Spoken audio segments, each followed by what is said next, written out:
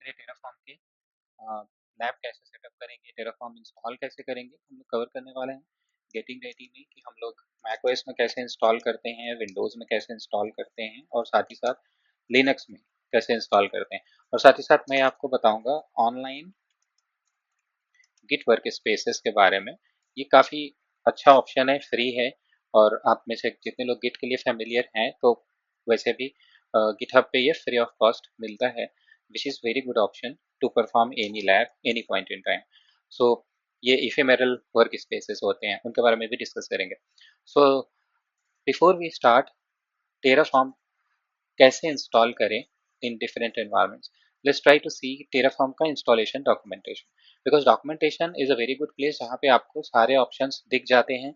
और documentation PDF में नहीं मिलते आजकल, एजाइल है ज़्यादातर सारी चीज़ें, राइट। तो ऑनलाइन डॉक्यूमेंटेशंस एक तो फ़ायदे बहुत हैं कि वो हमेशा अप टू डेट रहते हैं, लेटेस्ट इन्फॉर्मेशन के साथ रहते हैं। तो आई विल ऑलवेज रिकमेंड कि अगर आप स्टार्ट करना चाहते हैं इंस्टॉलेशन प्रोसेस या कुछ भी, तो एक बार डॉक्यूमेंटेशन ऑनलाइन आपको जरूर देखना चाहिए। सो मैं यहाँ पे ऐसे मैंने ओपन करके रखा है इसको। मैंने सर्च पे गया, वहाँ पे मैंने टेराफॉर्म इंस्टॉलेशन टाइप किया। जो फर्स्ट ऑप्शन आपको दिखता है हैशिकॉप developer.hashicop.com टेराफॉर्म इंस्टॉल, इस वाले लिंक को आप राइट क्लिक करके ओपन कर लो। तो मैंने यहाँ पे ओपन करके रखा हुआ है। So if you see the installation options, operating system सारे ही Solaris, open BSD, free BSD, Linux, सारे में ही इंस्टॉलेशन के ऑप्शंस आपके पास यहाँ पे दिख जाएंगे। इंस्टॉलेशन इसका काफ़ी ईजी है क्योंकि टेराफॉर्म कोई ऐसा इंस्टॉलेबल सॉफ्टवेयर नहीं है, बल्कि ये एक बाइनरी है, मॉड्यूलर स्ट्रक्चर होता है टेराफॉर्म का। तो आपको बाइनरी इंस्टॉल करना है तो टेराफॉर्म कमांड इनेबल हो जाएगा, क्योंकि टेराफॉर्म कमांड पे काम करता है, जो कम्युनिटी एडिशन है। उसके बाद जो आपको बाकी की चीज़ें चाहिए होती है टेराफॉर्म में, जो आप फाइल लिखते हो .tf फाइल, आपकी टेराफॉर्म की कॉन्फ़िगरेशन फाइल, वो सेपरेट होती है। आप जो प्रोवाइडर्स यूज़ करेंगे फाइल के अंदर, वो डाउनलोड होते हैं, वो भी सेपरेट होते हैं। Will talk about providers also later on. तो यहाँ पे सबसे पहला ऑप्शन, अगर आपको मैक पे इंस्टॉल करना है, आप मैकबुक यूज़ कर रहे हैं और आपको मैकओएस में इंस्टॉल करना है, ये दो सिंपल से ऑप्शन है, brew tap HashiCorp slash tap and brew install HashiCorp tap Terraform. ये आपको दो कमांड्स चलाने हैं एंड आपका जो मैकओएस है उसमें टेराफॉर्म आ जाएगा। ठीक है, तो मेरे पास ऑलरेडी इंस्टॉल्ड है तो इसलिए मैं इस कमांड को नहीं चला रहा हूँ मैक पे। और आपको पास, अगर आपके पास नया मैकबुक है और उसमें ब्रू आपके पास नहीं है कमांड, राइट, फॉर एग्जांपल मैं अगर अपना CLI आपको यहाँ पे दिखाऊं लिख से, तो और मैं यहाँ पे अगर ब्रू कमांड चलाता हूँ हाइफन हाइफन हेल्प, राइट, तो अगर आपको ये ब्रू कमांड नहीं मिलता है, सेज की कमांड नॉट फाउंड, तो आपको ब्रू इंस्टॉल करना पड़ेगा। इंस्टॉलेशन भी काफ़ी ईजी है। आप यहाँ पे ब्रू इंस्टॉलेशन ऑन मैक, ये लुक सर्च कीजिए, brew.sh करके आता है, इसमें इंस्टॉलेशन वाला ओपन कीजिए। बहुत सिंपल सा ऑप्शन है, आपको केवल ये कमांड चला देना है। ये जो दिख रहा है आपको यहाँ पे, ये कमांड चला देना है, bin bash, राइट। और otherwise sorry, not this one, this is to clone installation, where is that, advanced configuration, get remote mirroring, install, this is correct, यही कमांड है। आपको इन दोनों पे फोकस नहीं करना है, सिर्फ इस वाले को कॉपी कर लीजिए, इस लाइन को पेस्ट कर दीजिए अपने मैक के टर्मिनल में यहाँ पे, एंड आपका इंस्टॉलेशन स्टार्ट हो जाएगा। सो इंस्टॉलेशन हो जाएगा, मैक आपके पास इसमें ब्रू आ जाता है। उसके बाद आप ब्रू कमांड के साथ इंस्टॉल कर सकते हैं। सो फॉर एग्जांपल मैं अगर ब्रू सर्च करके देखता हूँ टेराफॉर्म, तो सर्च करने पे आपको टेराफॉर्म मिल जाएगा। या यहाँ पे आप देखो तो ये है जो मेरे पास ग्रीन चेक मार्क का मतलब कि ये मैंने इंस्टॉल कर रखा है टेराफॉर्म, राइट, मेरे पास टेराफॉर्म इंस्टॉल है। तो इस वजह से अब जब आपका इंस्टॉलेशन हो जाएगा तो आपको वैलिडेट करने के लिए टेराफॉर्म हाइफन हाइफन वर्जन ये कमांड चलाना है। तो इससे वैलिडेट हो जाएगा कि 1.9.7 से मेरे पास लेटेस्ट आज की डेट में, तो मेरे पास लेटेस्ट टेराफॉर्म का कौन सा वर्जन अवेलेबल है, राइट। तो मेरे पास इसमें मैक में इंस्टॉल्ड है। ऑप्शन ईजी था, केवल आपको ये दो कमांड्स, दो लाइन चलाने थे, इंस्टॉलेशन हो जाता।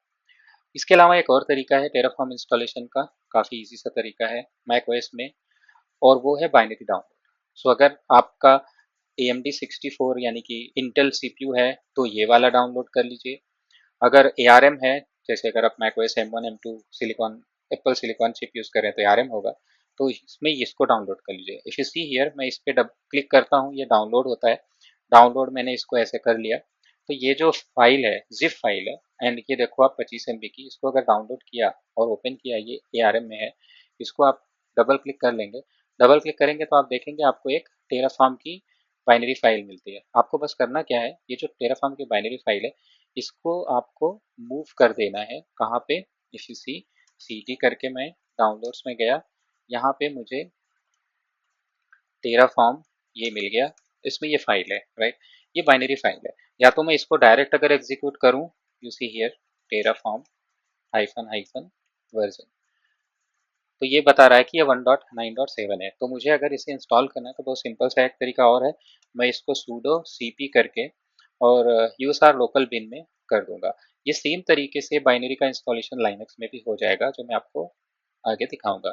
सो मैंने cp करके ये जो टेराफॉर्म बाइनरी है इसको लिया, एंड इसको usr लोकल एंड बिन यहाँ पे मैं कॉपी कर दूंगा एग्जीक्यूटेबल फाइल, तब भी मेरे पास टेराफॉर्म कमांड आ जाएगा। तो दो मेथड आपको मिले यहाँ। पहला ब्रू इंस्टॉलेशन का मेथड मैक ओएस में, और दूसरा बाइनरी इंस्टॉलेशन। जो बाइनरी इंस्टॉलेशन मेथड है डाउनलोड करके पैकेज मैनेजर के अलावा, वो सेम वे से आपको काम करता है लाइनक्स के लिए और मैक ओएस के लिए, बिल्कुल सेम है। लोकेशन भी सेम है, कमांड भी सेम है, मेथड भी सेम है। बाइनरी ही केवल डिफरेंट है। आपको अगर मैक ओएस में ये बाइनरी डाउनलोड करना है और अगर लाइनक्स में हो तो आपको ये बाइनरी इनमें से करना है कोई एक, राइट। लाइक AMD64 32 बिट के लिए, ARM 64 बिट के लिए। तो अदरवाइज बाकी के प्रोसेस पैकेज मैनेजर बाइनरी का सेम है। पैकेज मैनेजर मैकओएस मैंने आपको बता दिया। अब चलते हैं विंडोज़ में। विंडोज़ में हालांकि इसमें प्रोसेस दिया है बाइनरी वाला, तो मैं आपको बाइनरी वाला पहले बता देता हूँ। इसके अलावा मैं एक पसंदीदा मेरा जो विंडोज़ में लाइनअप विंडोज़ में टेराफॉर्म इंस्टॉलेशन या कोई भी पैकेज इंस्टॉलेशन का मेथड है, वो यहाँ पे मेंशन नहीं है, बट बहुत ईजी है। मैं वो आपको रिकमेंड करूँगा कि आप उसके थ्रू कर सकते हो। तो मेरे पास एक विंडोज़ की मशीन है यहाँ पे, अगर आप देखो तो मुझे करना क्या है, देखो दो मेथड है। पहला मेथड बाइनरी वाला है, दूसरा इसमें भी पैकेज मैनेजर होता है। सो पहले मैं यहाँ पे वैलिडेट करता हूँ। ये मैंने पावर शेल ओपन किया और यहाँ पे जाके टेराफॉर्म हाइफन हाइफन वर्जन अगर चलाता हूँ, तो ये बोलता है कि कोई भी टेराफॉर्म के नाम से कोई कमांड है नहीं। तो जो पहला जो मेरा मेथड होगा, वो होगा कि आप टेराफॉर्म इंस्टॉल करने के लिए पैकेज मैनेजर का इस्तेमाल कीजिए। विंडोज़ में विंडोज़ 10 और विंडोज़ 11 में पैकेज मैनेजर आता है, उसका नाम है विनगेट। तो विनगेट करके आप ये सर्च कमांड इस्तेमाल कीजिए और लिखिए टेराफॉर्म। जब आप विनगेट सर्च टेराफॉर्म लिखेंगे तो यहाँ पे आपको टेराफॉर्म का नाम, पैकेज का नाम और उसकी आईडी और उसका वर्जन लेटेस्ट आ जाता है। तो आपको इंस्टॉल अगर करना है तो आप ये आईडी को कॉपी कर लीजिए और यहाँ पे लिख दीजिए विनगेट इंस्टॉल पेस्ट ऐसे का डॉट टेराफॉर्म ये, और आप देखेंगे कि आपका टेराफॉर्म इंस्टॉलेशन हो गया। अब जब आप इसको टेराफॉर्म हाइफन हाइफन वर्जन वापस कमांड चलाएंगे तो आप देखेंगे आपका टेराफॉर्म इंस्टॉल हो गया। दिस इज़ वेरी इजी, सबसे ज़्यादा कन्वीनियंट लगता है मुझे। और अगर आपको इसे अनइंस्टॉल करना है फॉर एग्जांपल, सो आप विनगेट करके अनइंस्टॉल कर लीजिए, एंड उसके बाद ये जो इसका नाम है ये कॉपी कर लीजिए एंड यहाँ पे डबल कोट्स के अंदर ये नाम दे दीजिए। सो ये अनइंस्टॉल भी हो जाता है सक्सेसफुली, ठीक है। सो इंस्टॉलेशन के समय आईडी का नाम देंगे, बिकॉज आईडी पैकेज को डिफ्रेंशिएट करता है, और अनइंस्टॉलेशन के समय आप नाम देंगे डबल कोट्स के अंदर। सो अब ये अनइंस्टॉल हो गया है, तो अगर मैं वापस टेराफॉर्म हाइफन हाइफन वर्जन चला के देखूंगा विंडोज़ में, तो मुझे ये पैकेज नहीं मिलता, ये कमांड नहीं मिलता, अनइंस्टॉल हो गया है। दूसरा एक मेथड क्या है कि आप टेराफॉर्म को बाइनरी मेथड में आप क्या कीजिए कि मैं यहाँ पे वापस ओपन करता हूँ,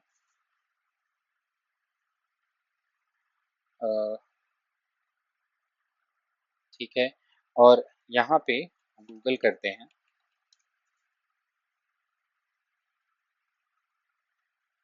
एंड यहाँ पे लिखते हैं Terraform install Windows binary download करने के लिए।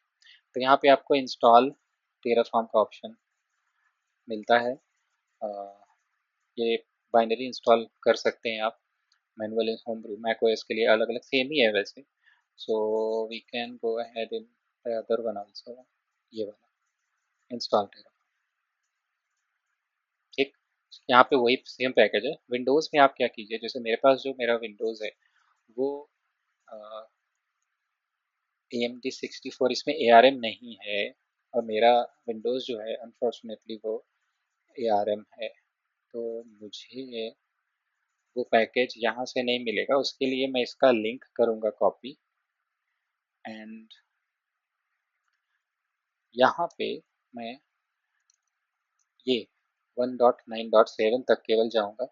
यहाँ पे मुझे सारे ही बाइनरीज मिल जाएंगे, Darwin, FreeBSD, Linux, Windows. Windows में केवल दो ही हैं, AMD 64 and Windows. Let's try out here Windows AMD 64। सो इसको विंडोज़ AMD मेरे पास ऑलरेडी डाउनलोडेड भी है, 1.9.3 वर्जन डाउनलोडेड है, तो इसको डाउनलोड कर लेते हैं। AMD 64 इसको हम लोग चलाएंगे। सो इंस्टॉलेशन करना है, तो मैं यहाँ पे डाउनलोड सेक्शन में ये मैंने पुराने वाले वर्जन जो हैं इनको डिलीट कर देता हूँ, एंड इसको एक्सट्रैक्ट करते हैं। Extract, extract. ये जो आपकी बाइनरी फाइल है, अब ये बाइनरी फाइल है, अब इसको कमांड में पाथ में कैसे डालेंगे, तो बहुत इजी सा एक तरीका है। आप यहाँ जाइए, this PC C drive, C drive पे आप एक नया डायरेक्टरी बना लीजिए, इसका नाम दे दीजिए बिन। सी ड्राइव के ऊपर बिन फोल्डर, और जितने भी आपके बाइनरीज हों उनको इसी में प्लेस कर दीजिए। ये मैंने यहाँ पे डाल दिया, लेकिन इसके साथ ही साथ एक काम और करना पड़ेगा मुझे, वो ये कि मुझे बिन को अपने पाथ में ऐड करना पड़ेगा। तो इसको बंद कर देते हैं, एंड चलते हैं बिन को अपने पाथ में ऐड करने के लिए। सर्च बटन पे जाइए, विंडोज़ 11 है, 10 में भी सेम तरीका है। सो यहाँ पे लिखिए इन्वायरमेंट, और environment variable for your account और सिस्टम, दो मिलेंगे ऑप्शन आपको। आपको environment variable for your account पे क्लिक करना है, ठीक है, इस पर क्लिक कीजिए, और यहाँ पे आपको मिलेगा ये पाथ सेक्शन। पाथ पे जाइए, डबल क्लिक कीजिए या एडिट कीजिए as a wish, double click करेंगे तब भी एडिट हो जाएगा यहाँ पे, और अदरवाइज डबल क्लिक करेंगे तब भी आ जाएगा। यहाँ पे आपको करना क्या है कि आप यहाँ पे न्यू क्लिक कीजिए, और सी ड्राइव कोलन ऐसा करके दिस इज बिन, ये वाला जो पाथ था ये दे के ओके कर दीजिए, एंड इसको भी ओके कर दीजिए। सो जैसे ही अब आप ओके कर दोगे तो वो इन्वायरमेंट वेरिएबल में आ गया है। अब हम जरा एक बार ट्राई करते हैं ये आया कि नहीं आया। नहीं आया। उसका रीज़न ये है कि इन्वायरमेंट वेरिएबल में अभी आपने ऐड किया है, लेकिन आपका जो करंट एक्टिव सेशन है उसके इन्वायरमेंट वेरिएबल में ये नहीं लागू होगा। तो आपको बस करना क्या है, आपको लॉग ऑफ करके लॉग इन वापस कर देना है। तो इस पर क्लिक कीजिए, मैं यहाँ पे इसको शट डाउन, रिस्टार्ट या log off, sign out, and वापस से साइन इन। तो आपका जो यूज़र सेशन है वो एंड हो जाएगा, वापस से यूज़र सेशन लागू होता है जब आप लॉग इन करते हैं, आपका सेशन इनिशिएट होता है, तो जो एनवायरनमेंट वेरिएबल है उसको लेके ऑन होता है। तो आप इस वाले मेथड में हमेशा ध्यान दीजिएगा कि एक बार आपको लॉग आउट लॉग इन करना मस्ट है। अब इसके बाद हमने यहाँ पे वापस जब Terraform hyphen hyphen version command चलाया तो टेराफॉर्म आ गया, राइट। तो ये वो ऑप्शन है जिससे कि आप इमीडिएटली बाइनरी के थ्रू भी यूज़ कर सकते हैं। This is Windows AMD 64। तो ये था कि हम कैसे टेराफॉर्म इंस्टॉल करेंगे विंडोज़ में। अब बात करते हैं कि लाइनक्स में कैसे इंस्टॉल करेंगे, ठीक है। तो लाइनक्स में इंस्टॉल करने के लिए मेरे पास एक मशीन है रिमोट, जिसके ऊपर मैं लॉग इन करता हूँ। तो यहाँ पे 192.168.1.72 ये मेरे पास एक लाइनक्स मशीन है, मैं इसके ऊपर लॉग इन करता हूँ। तो ये जो मशीन है लाइनक्स की, ये वर्चुअल मशीन है, और इसमें है operating system LSP release Ubuntu 22.0। तो मैं उबुंटू पे यहाँ पे अगर मैं अगेन सेम कमांड चलाऊंगा, Terraform hyphen hyphen version, and check करूंगा कि टेराफॉर्म है कि नहीं, तो यहाँ पे नहीं दिख रहा है। तो एक तरीका जो आप लोगों को पता है नॉर्मली कि अगर उबुंटू है तो आप sudo apt करेंगे, राइट, फिर ये अपडेट कमांड चलाएंगे एंड उसके बाद सर्च करेंगे, नॉर्मली हम करते हैं। लेकिन अगर रिपोजिटरी इनेबल नहीं है टेराफॉर्म की तो आपका इंस्टॉलेशन इसमें नहीं होने वाला। तो और सर्च में पैकेज भी नहीं दिखेगा। तो अगर मैं sudo apt करके सर्च करता हूँ टेराफॉर्म को, जस्ट टू सी कि टेराफॉर्म है कि नहीं, तो यहाँ पे गोलैंग करके मिलता है टेराफॉर्म का, वो गो के बाइनरीज हैं लेकिन टेराफॉर्म नहीं मिलता। तो मुझे करना क्या है, अगेन वापस जाना है यहाँ पे, वो टेराफॉर्म इंस्टॉलेशन मेथड वाली जो विंडो थी उसको ओपन करना है, और यहाँ पे लाइनक्स का मैं AMD64 का पैकेज डाउनलोड करना चाहूँ तो कर सकता हूँ, उसको बाइनरी मेथड से कर सकता हूँ। एक इसमें और ऑप्शन दिया हुआ है, वो दिया हुआ है कि आप उबुंटू के डेबियन के इस मेथड से भी कर सकते हो। कैसे कि आप get कर लो, पैकेज की ले लो, साइन इन कर लो, फिर आप ये रेपोजिटरी इनेबल कर लो, उसके बाद apt update and apt install कर सकते हो। तो हम चाहें तो इसको भी कर सकते हैं, बट उसके पहले मैं आपको बाइनरी मेथड बता देता हूँ। तो बाइनरी मेथड के लिए आपको क्या करना है कि AMD64 है जैसे, तो AMD64 ये डाउनलोड, इसको आप कर लो कॉपी, राइट क्लिक करके ये जो लिंक है कॉपी लिंक एड्रेस, इसको कर लो, और जो आपका मशीन है उसके अंदर आप जाओ। तो यहाँ पे ये हम यहाँ से करेंगे कॉपी मशीन से AMD64 and copy link address. Oh, I have to get back to here. So this one copy link address and then ये, एंड यहाँ पे wget कर लीजिए ऐसे। तो ये आपका wget से डाउनलोड हो जाएगा बाइनरी फाइल। आप यहाँ देखिए तो आ गया। इसको आप इजीली अनजिप कर लीजिए टेराफॉर्म, राइट। अनजिप कमांड नहीं है तो sudo apt install unzip option भी उसने ऑलरेडी दे ही रखा है कि अगर नहीं है तो आप क्या करके इंस्टॉल कर सकते हो। तो मैं अनजिप कमांड इंस्टॉल कर लेता हूँ, हो गया।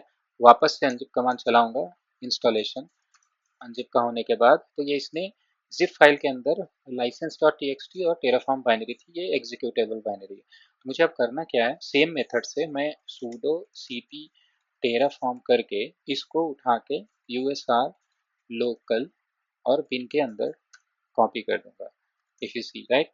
तो ये अब कॉपी कर दिया, अब मैं चाहूँ तो यहाँ पे सबको हटा दूँ, राइट। सो इफ यू सी सब मैंने डिलीट कर दिया। तो यहाँ पे अब अगर आप टेराफॉर्म करके हाइफन हाइफन वर्जन देंगे तो आपका टेराफॉर्म इंस्टॉल हो गया है, काम करने लगा है, ठीक है। तो ये था बाइनरी मेथड। सेम यही मेथड आप मैकओएस में भी अप्लाई करने वाले थे, बाइनरी मेथड। अब मैं क्या करता हूँ, मैं इसको रिमूव करता हूँ। सो rm करके usr लोकल बिन में जो टेराफॉर्म है ये हटा देते हैं, हट गया। वापस अगर मैं टेराफॉर्म चलाऊंगा तो कुछ नहीं मिलता, फाइन। अब क्या करना है कि अब आपको ये जो पैकेज मैनेजर वे है इसको ट्राई करना है। तो ये कहाँ, यहाँ पे कॉपी बटन है, इसको कॉपी कर लीजिए। कॉपी करने के बाद आप वापस यहाँ जाइए एंड ये ऐसे get करके पूरा कमांड पेस्ट कर दीजिए। ये मैंने किया एंड नाउ यू सी उसने पैकेज साइन इन दे दिया and following new packages will be install, ये टेराफॉर्म इंस्टॉलेशन आ गया, राइट। जस्ट इंटर कर दीजिए and you see Terraform install हो गया।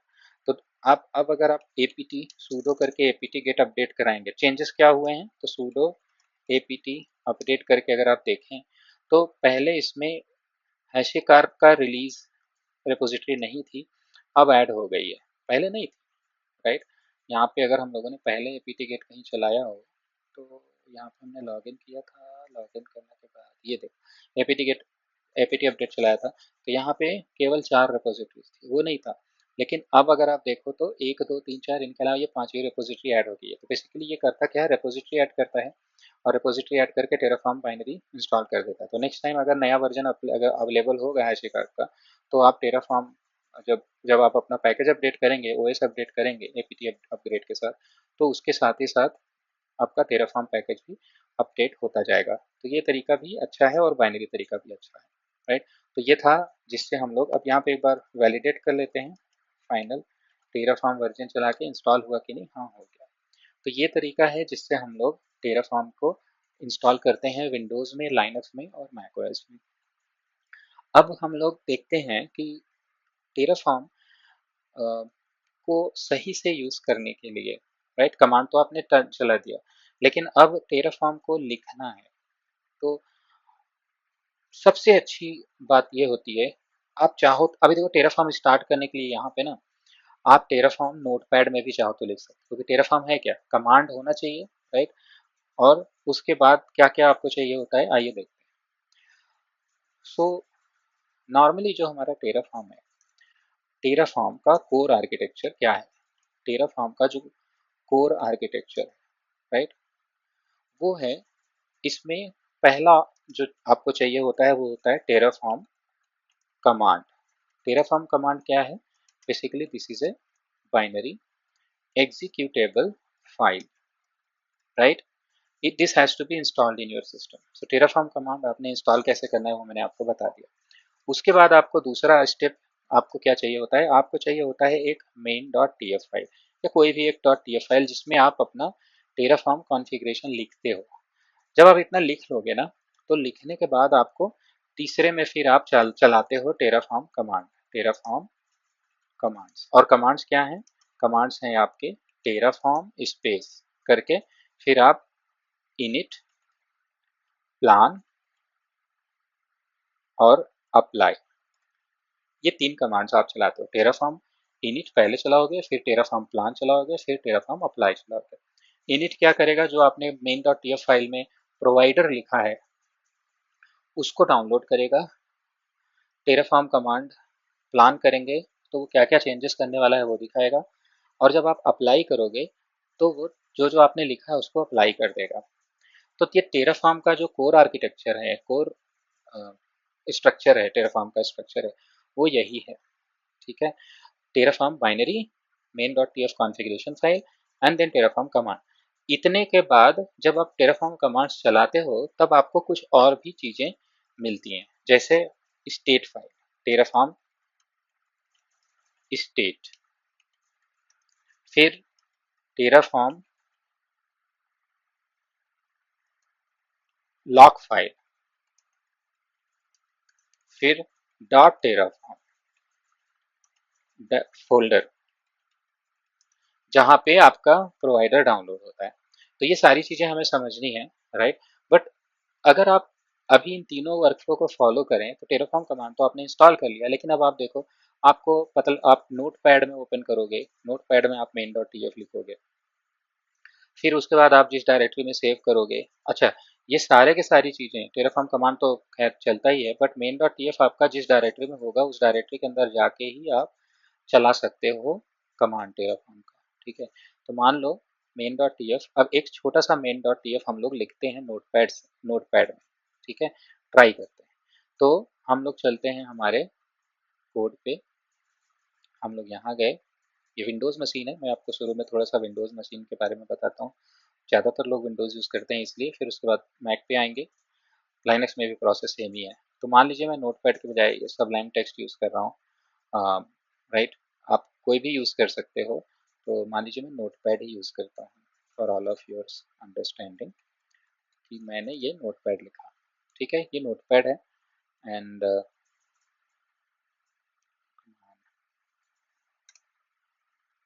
अब नोटपैड में आप अपना टेराफॉर्म कॉन्फ़िगरेशन लिखोगे, लेकिन टेराफॉर्म कॉन्फ़िगरेशन लिखने के पहले आपको क्या क्या चीज़ें चाहिए, आइए उस पर फोकस कर लेते हैं। सो आपको अगर टेराफॉर्म कॉन्फ़िगरेशन लिखना है, राइट, टेराफॉर्म कॉन्फ़िगरेशन, अगर आपको टेराफॉर्म कॉन्फ़िगरेशन लिखना स्टार्ट करना है तो आपको कुछ चीज़ें पहले से पता होनी चाहिए। एक तो टेराफॉर्म आपके पास इंस्टॉल होना चाहिए, पहली चीज़, right. Terraform command should be installed in system. दूसरा, आपको एक वर्क स्पेस डायरेक्टरी चाहिए ना। वर्क स्पेस डायरेक्टरी कुछ खास नहीं होती, बस जैसे एग्जाम्पल के लिए अगर आपको बताऊं तो जैसे C drive users Vijay, and उसके बाद इसके अंदर मान लो आप एक बनाते हैं टी एफ ऐप, इसके अंदर आप अपना सारा कुछ प्लेस करेंगे। तो यह हो गया कि आपको आपकी वर्क स्पेस डायरेक्टरी, इसी के अंदर आप अपना टेराफॉर्म फाइल लिखेंगे, तो टी एफ ऐप ये आपकी वर्क स्पेस डायरेक्टरी हो जाएगी। उसके बाद आपको चाहिए कि आप टेराफॉर्म जब लिखेंगे तो उसमें आपके पास, आपको तो पता नहीं है because we are new for Terraform, तो टेराफॉर्म जो होता है वो बेसिकली एक जेसन के जैसी एक लैंग्वेज है। जैसे टेराफॉर्म समझने के लिए आपको ये समझना जरूरी है कि हम कैसे की वैल्यू पेयर में इंफॉर्मेशन लिखते हैं। ठीक है। मैं इसके बारे में आपको डिटेल में बताऊंगा, बट पहले हम लोग ये समझते हैं कि कॉम्प्लिकेशंस क्या होती हैं। तो उसके लिए एक प्रोवाइडर, मान लीजिए मैं AWS सेलेक्ट करता हूँ या एज़ोर या जो भी, तो पहले तो एक हमारे पास प्रोवाइडर होना चाहिए, राइट, प्रोवाइडर ब्लॉक। तो उसके लिए हम लोग यहाँ पे एक डॉक्यूमेंटेशन पे फॉलो करेंगे, और registry.terraform.io ये आपको हमेशा याद रखना है। registry.terraform.io वो वेबसाइट है जहाँ से आप सारे डॉक्यूमेंटेशन फॉलो करके कुछ भी टेराफॉर्म लिख सकते हैं। सबसे पहला जो सेक्शन है वो है प्रोवाइडर। प्रोवाइडर क्या होते हैं? प्रोवाइडर कुछ ऐसा होता है कि जैसे जो टेराफॉर्म बाइनरी फाइल है, टेराफॉर्म कमांड है, वो हम लोगों ने इंस्टॉल कर लिया है, लेकिन जो टेराफॉर्म है उसे AWS के साथ कनेक्ट करना है, या गूगल के साथ कनेक्ट करना है, या एजोर के साथ कनेक्ट करना है, तो AWS की अलग लैंग्वेज है। यहाँ पे लैंग्वेज का क्या मतलब है, मैं आपको बहुत सीधे तरीके से बताता हूँ, आसान शब्दों में एक एग्जांपल देता हूँ। फॉर एग्जांपल, हमारे प्राइम मिनिस्टर मोदी। अब हमारे प्राइम मिनिस्टर मोदी सर को अगर चाइना जाना है, राइट, उनको चाइनीज तो आती नहीं, लेट्स ट्राई टू अंडरस्टैंड। यहाँ पे एक व्हाइट बोर्ड पे, right, modular structure and Terraform. तो दिस इज आवर टेराफॉर्म, ये टेराफॉर्म कमांड है, समझिए। ठीक, अब टेराफॉर्म जो है वो करता क्या है, ये है तो कमांड।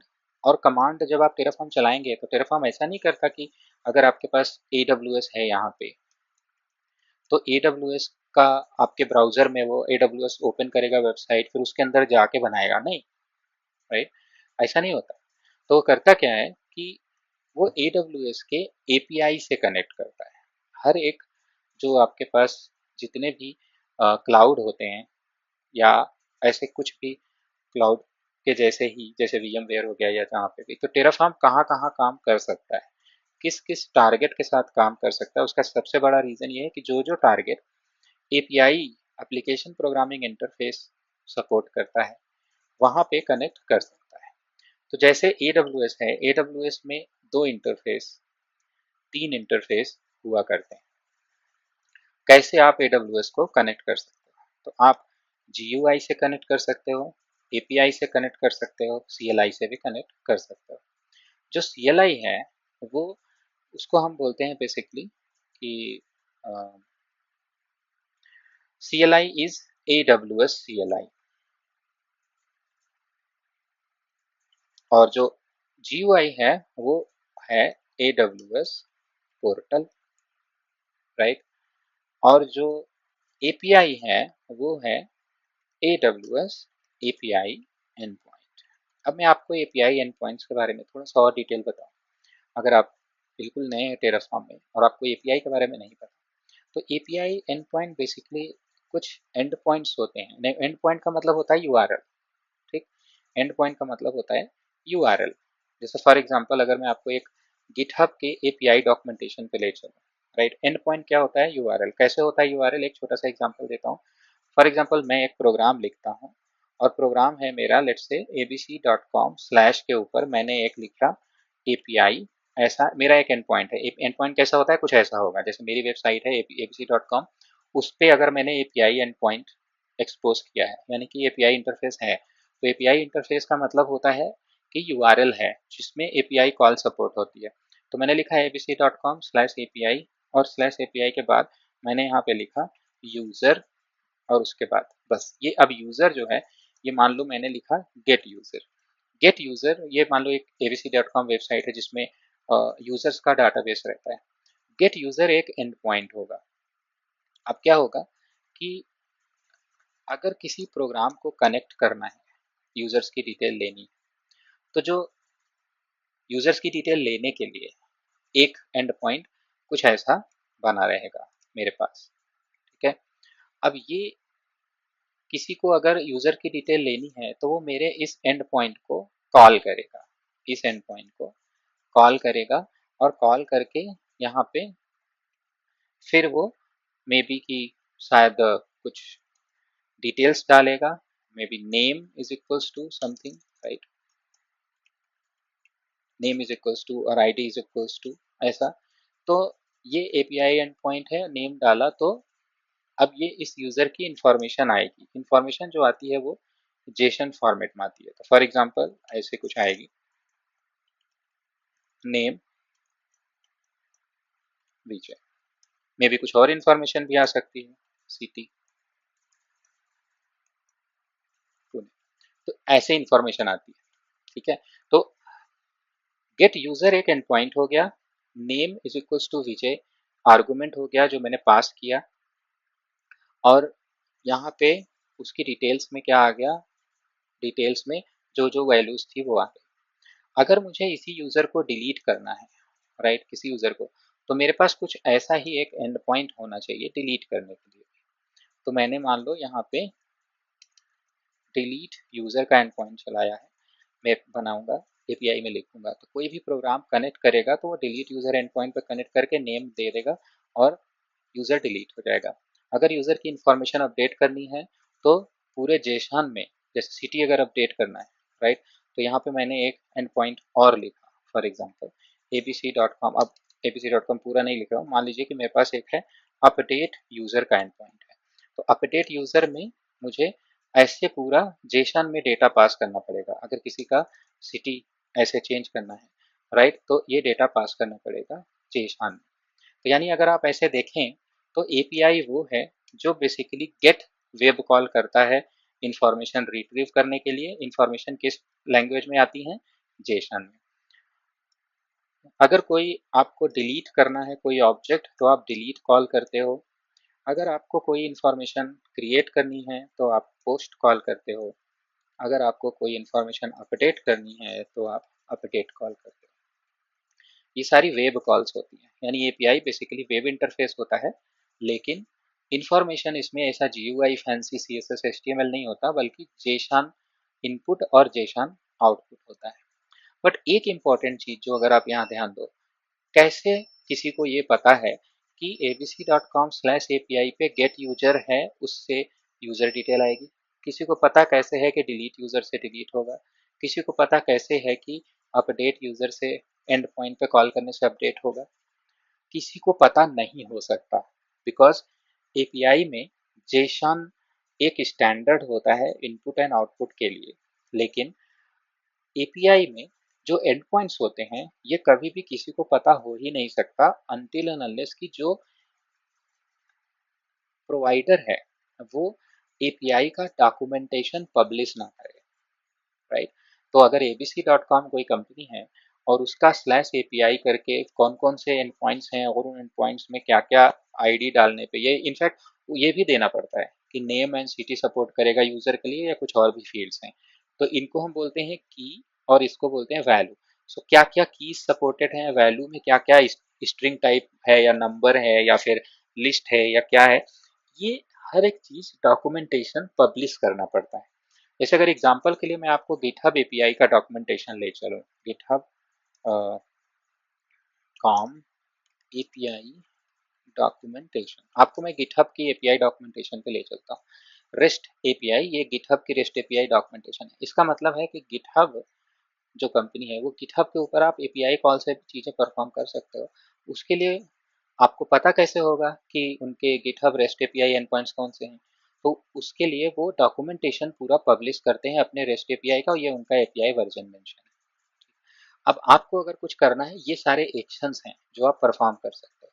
जैसे फॉर एग्जांपल अगर आप रेपोजिटरी की बात करें, ठीक है, तो आप यहाँ पैकेजेस आर से आपको रेपोजिटरी मिलेगा, ये रेपोजिटरीज है।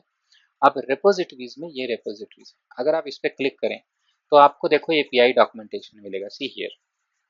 तो उन्होंने ये बोला कि एक एपीआई रेपोजिटरी है, एपीआई एंड पॉइंट्स है, कि गेट करके आप गेट कॉल करोगे ये लिस्ट करने के लिए, ठीक, गेट करोगे स्लैश करके ऑर्ग्स दोगे, फिर स्लैश ऑर्गेनाइजेशन का आपका जो नाम होगा वो दोगे, फिर स्लैश रेपोज दोगे तो आपको रेपोजिटरीज आ जाएंगे।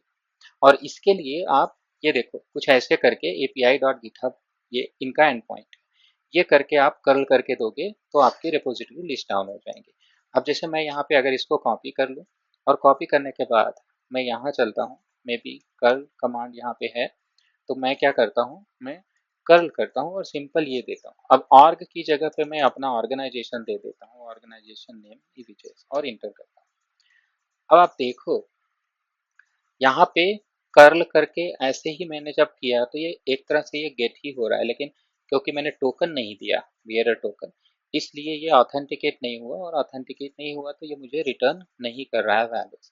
लेकिन अगर हम यहाँ देखें तो ये जो कंटेंट है, ये इसमें कुछ कुछ चीज़ें आपको आ रही हैं, जैसे फॉर एग्जांपल आईडी नेम, ये कई, इसमें एक आया ट्रेनिंग अज्योर करके, फुल नेम आया ये ट्रेनिंग अज्योर करके, राइट। तो एक रिपोजिटरी के बारे में ये डिटेल मुझे बता दे रहा है, बट दिस इज हाउ कि ऑथेंटिकेशन के बाद दिखाई देगा। तो जो डेटा आता है वो अ, आपका कंटेंट जेसन के फॉर्मेट में आता है। सो इफ यू सी ये जेसन ही है जिस फॉर्मेट में आ रहा है, बट ये सारे ही कंटेंट्स को नहीं दिखा रहा है, इसलिए डॉट और डॉट कर रहा है। ठीक है, अगर इसी को आप कॉपी करें और आप मैक में या लाइनक्स में ट्राई करें सेम कमांड को, तो आपको वो विंडोज़ का था, यहाँ पे अगर आप ट्राई करें तो ये आपको देखो कि जेसन में इंफॉर्मेशन आपको दिया, ये पूरी इंफॉर्मेशन आपको दे रहा है, राइट।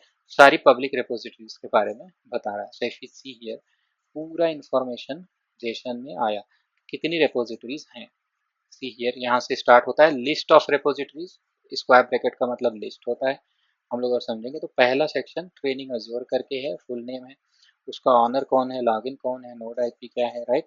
और सारी इंफॉर्मेशन यहाँ पे आ रही है, सारी इंफॉर्मेशन हर एक रिपोजिटरी की वैल्यू पेयर में आ रही है, राइट।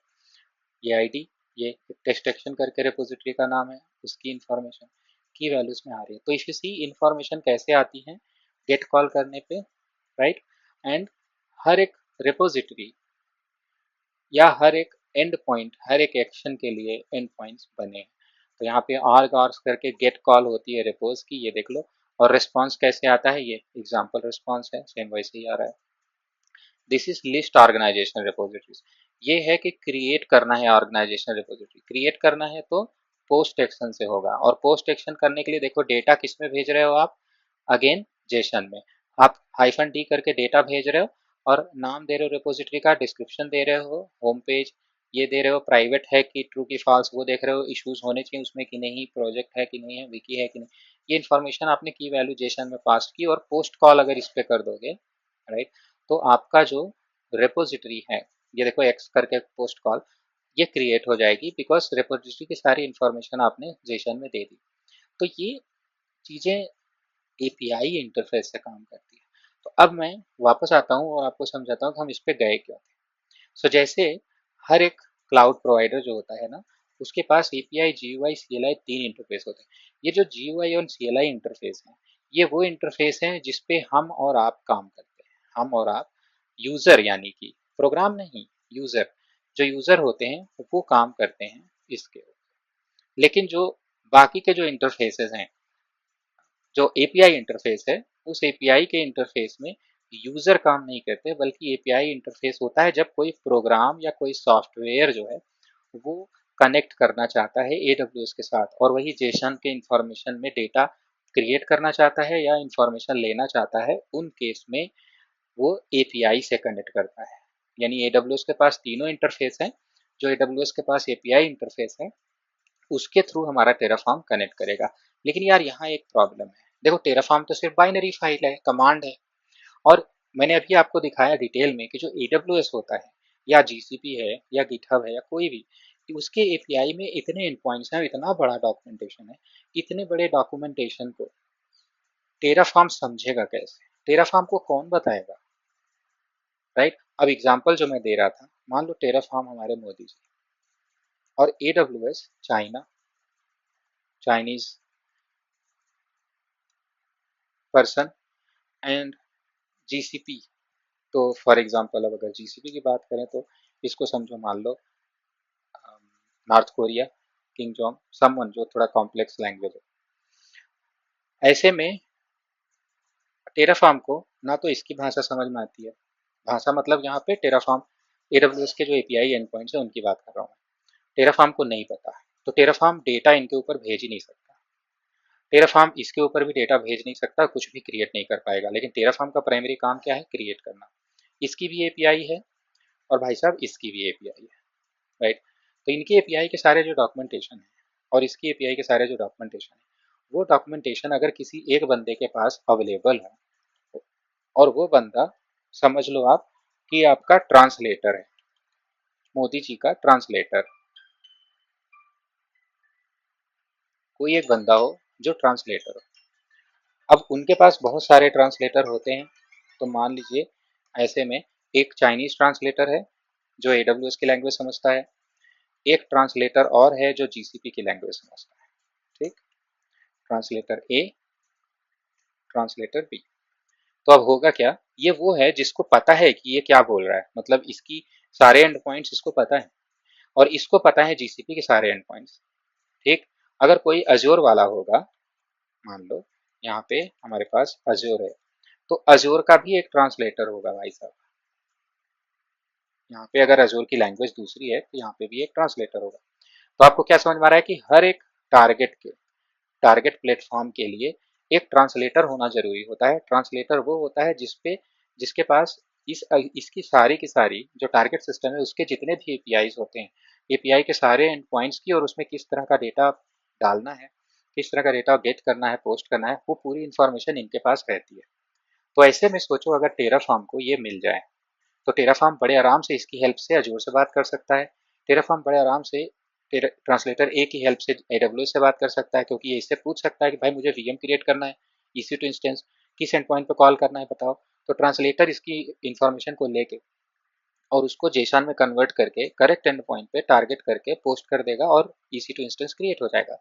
सेम अजूर में भी हो जाएगा VM इंस्टेंस के लिए, और सेम GCP में भी हो जाएगा वर्चुअल मशीन इंस्टेंस के लिए।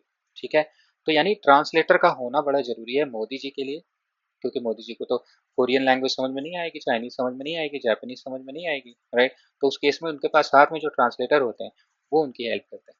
तो इनको आप मॉड्यूल बोल सकते हो, मोदी जी के मॉड्यूल्स। वैसे ही यहाँ पे टेराफॉर्म के मॉड्यूल्स बोल सकते हो आप ट्रांसलेटर्स को। Now these are not the translator, but Terraform की लैंग्वेज में हम इनको बोलते हैं प्रोवाइडर्स। हम इनको बोलते हैं प्रोवाइडर्स, या इन्हीं को बोलते हैं प्लगइन। तो यहाँ पे अजोर का प्रोवाइडर अलग होगा, GCP का प्रोवाइडर अलग होगा, AWS का प्रोवाइडर अलग होगा। ठीक, तो अब ये प्रोवाइडर क्वेश्चन ये है कि इन प्रोवाइडर टेराफॉर्म को कैसे पता चलेगा कि यार ये जो प्रोवाइडर है मुझे इससे बात करनी है। टेराफॉर्म को कैसे पता चलेगा कि मुझे इस प्रोवाइडर से बात करनी है, या AWS से बात करने के लिए ये प्रोवाइडर चाहिए। आप बताते हो, आप बताते हो टेराफॉर्म में कि मैं, हे टेराफॉर्म मैं लिख रहा हूँ AWS के लिए, तो तुम AWS के प्रोवाइडर को इस्तेमाल करना। अब ये चीज़ आप कैसे पता लगाओगे, कैसे आप बताते हो, आइए देखते हैं। तो जो मैंने नोटपैड अभी खोला है, जो भी ब्लैंक है, एम्प्टी है, इसी में मैंने यहाँ पे ब्राउज प्रोवाइडर भी ओपन किया। तो ये हैं वो प्रोवाइडर्स सारे। ठीक है, इनमें से कुछ प्रोवाइडर्स ऐसे हैं जिनको टेराफॉर्म कंपनी, हैशिकार्प कंपनी खुद मेंटेन करती है। यानी जब कभी भी टारगेट प्लेटफॉर्म पे, फॉर एग्जांपल AWS में कोई नया एंड पॉइंट एडेड होगा, तो उस एंड पॉइंट की डिफिनीशन और उसकी डिक्शनरी, उसकी वैल्यू भी प्रोवाइडर के फॉर्मेट में ट्रांसलेटर को अपडेट करके और उसका नया वर्जन रिलीज कर दिया जाएगा। तो ये कहाँ से पता चलता है, आइए एक एग्जांपल लेते हैं AWS का। क्लिक किया AWS पे, अब यहाँ पे आप देखो तो आपको प्रोवाइडर हैशिकार्प AWS वर्जन लिखा है। इसका मतलब अगर इस पर क्लिक करो आप, तो आप देखोगे कि 17 दिन पहले, 24 दिन पहले ये नए नए वर्जन आते चले जा रहे हैं, नए नए वर्जन आते चले जा रहे हैं। इसका मतलब ये हुआ कि जो टेराफॉर्म है उसके प्रोवाइडर्स के वर्जन आते जा रहे हैं। इसका मतलब कहीं ना कहीं जो AWS है उसके एंड पॉइंट्स में, API एंड पॉइंट्स में कोई ना कोई चेंजेस होते रहते हैं। आजकल हम एजाइल की बात करते हैं, तो ऑब्वियसली एजाइल में चेंजेस बहुत फ्रीक्वेंट होते हैं। तो अगर उनमें चेंजेस होते रहते हैं, माइनर चेंजेस, राइट, बड़े, तो उन चेंजेस को यहाँ पे हैशिकार्प क्या करता है, वो उनके डॉक्यूमेंटेशन को देखता रहता है, और उनके डॉक्यूमेंटेशन को देखता रहता है एपीआई के, और अगर वो कोई चेंजेस नया रिलीज करते हैं तो उनके चेंजेस को अपने प्रोवाइडर में ऐड करके जो हैशिकार्प है वो भी उनके प्रोवाइडर का वर्जन नया रिलीज कर देता है। ठीक है, तो ये प्रोसेस है, यही रीजन है कि हमारे पास लेटेस्ट वर्जन हमेशा आते रहते हैं। ठीक है, अब देखो, मैंने बोला कि प्रोवाइडर्स जो होते हैं वो कई होते हैं। कुछ प्रोवाइडर्स ऐसे हैं जिनको हैशिकार्प खुद मैनेज करता है, उनको हम बोलते हैं ऑफिशियल प्रोवाइडर। यहाँ पे देखोगे फिल्टर है, पहले मैं ऑफिशियल पे फिल्टर लगाता हूँ, बाकी सब हटा देता हूँ। सो अगर आप देखें तो ये 4 मेजर प्रोवाइडर ऐसे हैं जिनको हैशिकार्प खुद मेंटेन करता है, AWS, Azure, GCP, तीनों मेजर क्लाउड, और कुबरनेटिस। ठीक, उसके अलावा यहाँ पे इतने प्रोवाइडर्स ये भी बाय द वे, ठीक, जिनको कि हैशिकार्प खुद मेंटेन करता है। एंड आप अगर इनके पास देखें तो बाई हैशिकार्प ऐसा कुछ लाइट शैडो सा लिखा है, बाई हैशिकार्प, राइट, मतलब हैशिकार्प खुद देखता रहता है, इनके एपीआई एंड पॉइंट चेंजेस होते हैं, खुद इनके नए वर्जन को रिलीज करता है प्रोवाइडर्स के। और यहाँ पे कुछ ऐसे भी कंपनीज हैं जो इस टेराफॉर्म के ऑफिशियल को मैं हटा दूं, राइट, एंड केवल पार्टनर रखूं। तो what is the mean of partner here? कुछ ऐसे प्रोवाइडर्स होते हैं जो कि अपने प्लेटफॉर्म के लिए, अपने एपीआई के लिए इन पॉइंट्स के इंफॉर्मेशन को प्रोवाइडर में रखते हैं और उस प्रोवाइडर का वर्जन वो खुद रिलीज करते हैं, इस लोकेशन पे डाल देते हैं, उनको हम बोलते हैं partner. Partner providers are a logical abstraction of an upstream API. They are responsible for understanding API interactions and exposing the resources. तो Alibaba Cloud और Oracle Cloud Infrastructure ऐसे प्रोवाइडर्स हैं जिनको हैशिकार्प मेंटेन नहीं करता। एंड आप बहुत ध्यान से देखना, जो मैंने ऐसे यहाँ पे कुछ दिखाया था ना, उस पे चलो मैं ओरेकल पे जाता हूँ। इफ यू क्लिक हियर, यहाँ पे प्रोवाइडर्स के बाद क्या लिखा है? हैशिकार्प नहीं लिखा है, बल्कि क्या लिखा है? ओरेकल। और फिर क्या लिखा है? ओसीआई। और फिर उसका वर्जन, यानी ये पार्टनर है, राइट। ये हैशिकार्प यहाँ कहीं नहीं लिखा है, इसका मतलब हैशिकार्प मेंटेन नहीं करता है इसको। फाइन, तो ये है हमारा प्रोवाइडर्स का। ब्राउज प्रोवाइडर पर फिर से चलते हैं। तो ऐसे 1 2 3 4 ये ऐसे हैं जिनको ऑफिशियल प्रोवाइडर्स हैं, मतलब हैशिकार्प मेंटेन करता है इन प्रोवाइडर का कोड। और Alibaba cloud and Oracle cloud ये ऐसे हैं जो पार्टनर हैं। There are few community specific also. Community वो होते हैं जो कि आप खुद चाहो तो आपका कोई सॉफ्टवेयर है, आप उसके लिए प्रोवाइडर लिख दो और लिख के यहाँ पब्लिश कर दो। तो ऐसे कौन से हैं आइए देखते हैं। कम्युनिटी पे अगर आप जाइए तो देखो, by some Greg OC, by Ansible, by someone, यहाँ पे by someone ANS group, by someone, ये हमारे आपके जैसे बंदे हैं जिन्होंने अपने कम्युनिटी प्रोवाइडर्स अपने यहाँ पे पब्लिश करके रखे हुए हैं, राइट, रखे हुए, ठीक है। तो ऐसे प्रोवाइडर्स को हम कम्युनिटी प्रोवाइडर्स बोलते हैं। हम मेनली किस में डील करेंगे? पार्टनर एंड ऑफिशियल में। तो आइए फिल्टर को क्लियर करते हैं एंड चलते हैं ऑफिशियल पे। और सबसे पहले क्या देखते हैं कि इन प्रोवाइडर्स को, मैंने बोला कि आप जब टेराफॉर्म लिखना शुरू करेंगे तो उसमें आप लिखते हो और लिख के ये बताते हो टेराफॉर्म को कि भैया तुम ये प्रोवाइडर इस्तेमाल करना। टेराफॉर्म कैसे समझेगा ये प्रोवाइडर इस्तेमाल करना है? ऐसे ही समझेगा जब आप बताओगे। अब मान लो मैं बताता हूँ कि मुझे AWS में कोड लिखना है, AWS पे रिसोर्स बनाना है। तो यहाँ पे आप देखो एक बटन है यूज प्रोवाइडर, इस पर क्लिक करिए तो ये टेराफॉर्म की, यहाँ पे आपको टेराफॉर्म का कोड लिख के आता है। सिर्फ इतना कॉपी कर लीजिए, सेलेक्ट कर लीजिए पूरा, कॉपी कर लीजिए, कॉपी करके ये आपने नोटपैड में पेस्ट कर दिया। ये आपने अपना टेराफॉर्म main.tf का कंटेंट यहाँ डाला है। अब आप इसको सेव करेंगे और सेव करके मान लीजिए मैं अपने यूजर्स पे चलता हूँ। मैंने बोला कि ये होम, और होम पे मैं एक डायरेक्टरी यहाँ पे बनाना चाहता हूँ। सो होम पे मैं दिस पीसी के थ्रू जाता हूँ, सी ड्राइव यूजर्स, यूजर्स में विजय विश्वकर्मा, एंड देन यहाँ पे मैं एक डायरेक्टरी बनाता हूँ माई टी एफ कोड। माई टी एफ कोड के अंदर में ये जो फाइल है उसका मैं नाम रखता हूँ टेराफॉर्म डॉट टी एफ या मेन डॉट टी एफ, कोई भी नाम रख लो, main dot T F. File का एक्सटेंशन टी एफ होना चाहिए। यहाँ पे ऑल फाइल करके सेव कर दिया। अब वो जो फाइल नेम है वो हो गया main dot T F, right, file आपने लिख दी।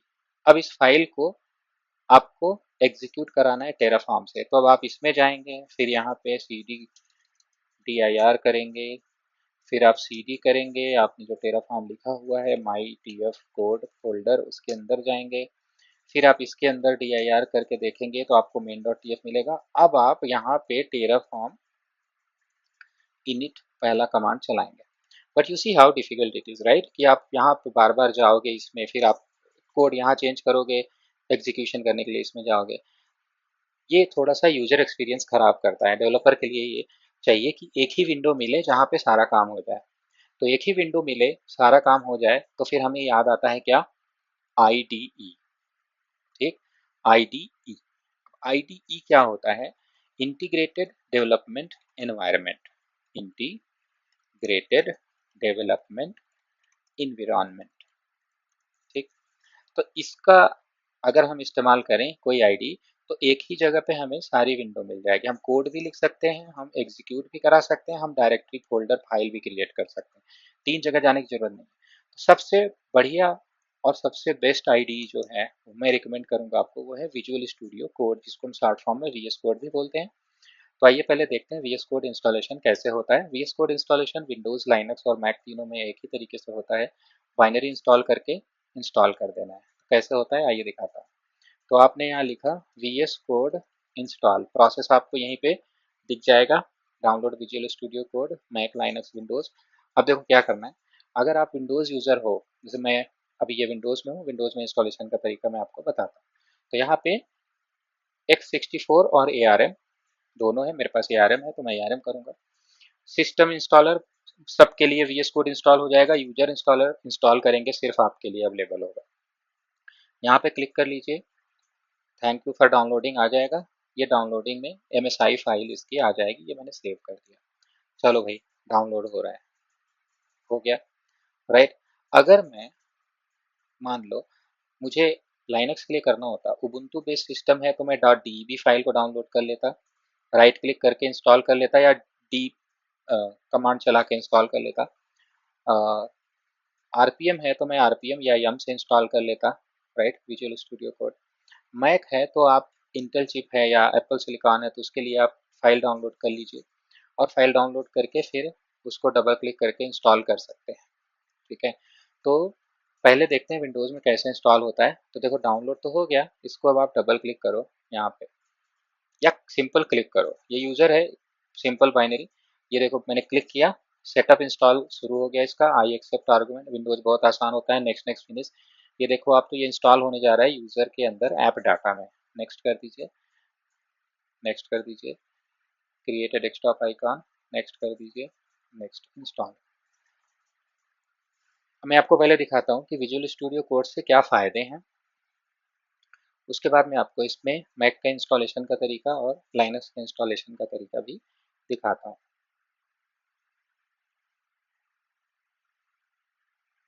तो ये लॉन्च करते हैं पहले, फिर देखते हैं। ये लॉन्च किया।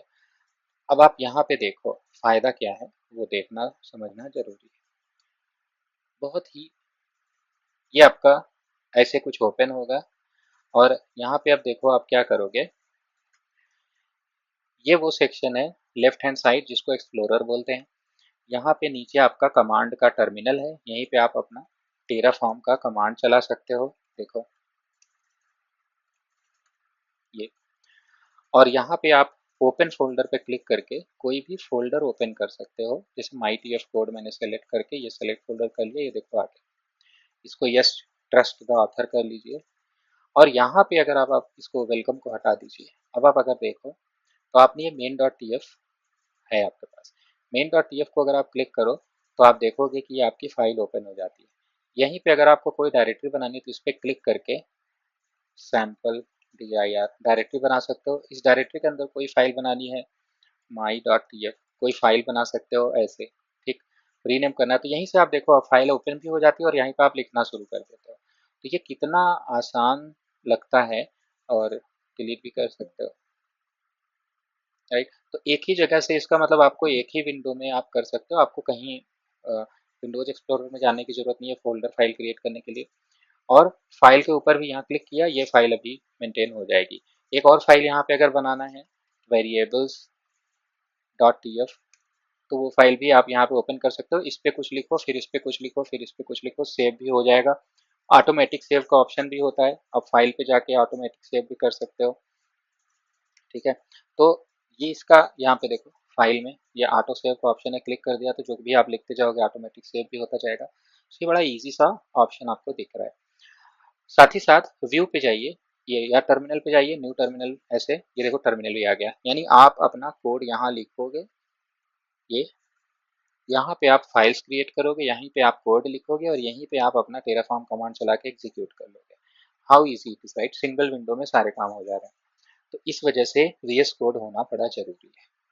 VS कोड में प्रिपेयर करने के लिए एक सजेशन है मेरा आप सबको कि टेराफॉर्म में ये जब जैसे मान लो मैं यहाँ पे अभी AWS है ना, जैसे मैं यहाँ लिखूँ प्रोवाइडर, ये देख रहे हो आप प्रोवाइडर लिख के आ गया, इस पे इंटर किया तो ये देखो AWS ये आ गया।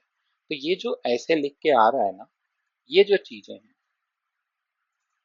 ये अपने आप ऑटो फिल हो जाती है, तो आपका डॉक्यूमेंटेशन बार बार देखने का इफर्ट बच जाएगा।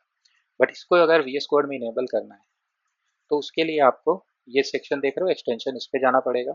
मेरे पास ऑलरेडी इंस्टॉल्ड है HashiCorp, तो इसलिए मैं आपको पहले मे बी अनइंस्टॉल करना चाहिए मुझे। तो मैं ये, आप जाइए यहाँ टेराफॉर्म ऐसा लिखिए, सिर्फ टेराफॉर्म लिखिए, आपको यहाँ पे HashiCorp का ऑफिशियल टेराफॉर्म आएगा, इस पर क्लिक कीजिए और जैसे मैं इसको अनइंस्टॉल कर देता हूँ मान लो, ठीक है, ये देखो यहाँ से गायब हो गया। ठीक, तो मैं आपको कुछ ऐसा मिलेगा जब आप सर्च करेंगे टेराफॉर्म तो आपको कुछ ऐसा मिलेगा, आपको इसे इंस्टॉल करना चाहिए। तो HashiCorp का ये वाला वर्जन आपको इंस्टॉल करना है, ये HashiCorp ऑफिशियल वाला करना है, तो आप ये इंस्टॉल बटन पर क्लिक कीजिए और आप देखिए तो इंस्टॉल हो गया।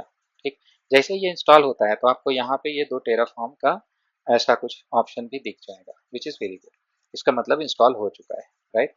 तो अब आप इसको हटा दीजिए और आप इस पर क्लिक करके अपने एक्सप्लोरर पे आ जाइए। अब आपका ये ऑटो कंप्लीट इनेबल हो जाएगा। इससे फ़ायदा क्या होता है कि जब आप कोड राइट करने लगेंगे तो सोचिए यहीं पे आप फाइल बनाएंगे, यहीं पे आपका ऑटो कंप्लीट होता जाएगा, आपको रजिस्ट्री डॉट टेराफॉर्म IU पे भी नहीं जाना है। तो ये काफ़ी यूज़र एक्सपीरियंस बढ़ा देता है, प्रोडक्टिविटी काफ़ी इंक्रीज कर देता है एक टेराफॉर्म डेवलपर के लिए। अब देखिए क्या है, पहला फाइल तो मेरा बन गया है, फाइल मैंने लिख दिया। सबसे पहला कमांड जो मैं यहाँ चलाना चाहता हूँ वो होगा टेराफॉर्म इनिट। देखो ना टेराफॉर्म इनिट क्या क्या करेगा। टेराफॉर्म इनिट चेक करता है सिर्फ एक ब्लॉक को, एक्चुअली 2 ब्लॉक को, इन्हीं दोनों ब्लॉक को टेराफॉर्म चेक करता है। इसके अलावा हमारे पास बहुत सारे ब्लॉक हैं जिनके बारे में हम आगे एक एक करके एक एक ब्लॉक के एक एक वीडियोस बनेंगे काफ़ी डिटेल में। सो टेराफॉर्म इनिट सबसे पहला कमांड है जो आपको चलाना चाहिए। टेराफॉर्म इनिट क्या करता है, देखो ये 2 काम करता है। पहला काम वो देखता है ये टेराफॉर्म ब्लॉक, और यहाँ पे वो क्या देखेगा, देखो इसको आप सिंपल लैंग्वेज में समझो। ये टेराफॉर्म जिस लैंग्वेज में ये चीज़ लिखी है यहाँ से यहाँ तक लाइन नंबर 12 तक, इसको हम बोलते हैं हैशिकार्प लैंग्वेज। लेकिन इस हैशिकार्प लैंग्वेज को अगर आप ह्यूमन में ऐसे नॉर्मली समझें तो कुछ ऐसा है कि आपने ये कोड लिख के टेराफॉर्म को ये कहना चाह रहे हो कि हे भैया टेराफॉर्म, मुझे प्रोवाइडर चाहिए, रिक्वायर्ड प्रोवाइडर, मुझे प्रोवाइडर चाहिए। और आप बोल रहे हो क्या कि मुझे प्रोवाइडर जो चाहिए वो चाहिए AWS का, यानी कि एक तरह से आप बोल रहे हो टेराफॉर्म को कि टेराफॉर्म मुझे AWS वाला ट्रांसलेटर ला के दो। फिर उसके बाद अब आप ये भी बता रहे हो उसको कि ये जो AWS का ट्रांसलेटर है ना, इसका सोर्स तुमको मिलेगा HashiCorp/AWS में, यानी कि ऑफिशियल AWS प्रोवाइडर है, और इसका 5.70 का वर्जन डाउनलोड करके ले आना। ठीक, यानी कि इस इतने कोड से क्या होगा, जब आप टेराफॉर्म इनिट चलाएंगे तो टेराफॉर्म का कमांड जो है वो इसको पढ़ेगा और वो AWS यहाँ से डाउनलोड करके इस वर्जन को लेके आएगा ट्रांसलेटर को। किसको, ट्रांसलेटर को, यानी प्रोवाइडर को, यानी प्लगइन को।